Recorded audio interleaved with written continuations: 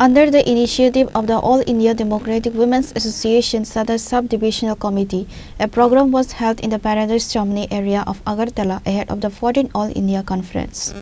The event included the hosting of the organizational flag, floral tributes to the martyrs, and the administration of an award.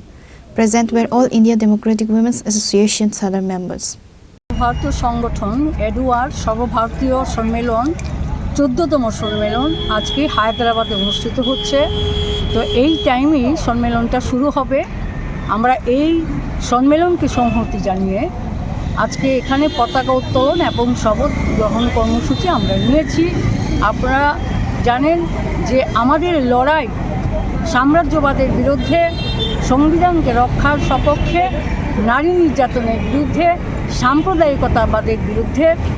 এই লড়াইকে আরও বেশি বেগবান করবার জন্যে আজকে আমাদের এখানকার কর্মসূচি প্লাস সর্বভারতীয় ক্ষেত্রে সম্মেলন এই সমস্ত বিষয়ে আলোচনা হবে এবং এদের বিরুদ্ধে তুমুল গণ আন্দোলন গড়ে তোলার জন্যে আহ্বান জানানো হবে এই সম্মেলন থেকে। আমরা পরবর্তী সময়ে আমাদের সংগঠন বিগত দিনেও লড়াইয়ের ময়দানে ছিল, আজকেও আছে, আগামী দিনেও থাকবে। এই যে বেধি, এই বেধিগুলোর বিরুদ্ধে আমরা তীব্র আন্দোলন গড়ে তুলব। মূলত আপনাদের এই যে সম্মেলন থেকে কি দাবি উত্থাপন করা হবে বা আগামী দিনের কি কর্মসূচি থাকবে?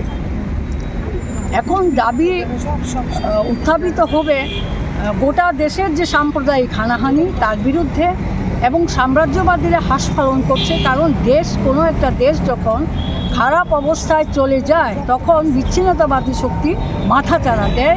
এই পরিস্থিতিতে দাঁড়িয়ে এই বিচ্ছিন্নতাবাদ এবং গোটা দেশেই তো নারী নির্যাতন চলছে, তার বিরুদ্ধে এবং রেগা শ্রমিকদের যে আজকে রেগা বন্ধ হয়ে যাচ্ছে, শ্রম কোডের নামে আজকে শ্রমিকদের অর্জিত অধিকার হরণ হচ্ছে, এই সমস্ত দাবিগুলো থাকবে। খাদ্যের দাবি থাকবে। এই দাবিগুলি নিয়েই আলোচিত হবে। পরবর্তী সময়ে আন্দোলন কর্মসূচি ঠিক হবে। আপনার পরিচয়টা? মিতালি ভট্টাচার্য, সারা ভারত গণতান্ত্রিক নারী সমিতির ত্রিপুরা রাজ্য কমিটির সহ সম্পাদিকা এবং সদরের সম্পাদিকা। Reported by Amir from Agartala, Chinikhora.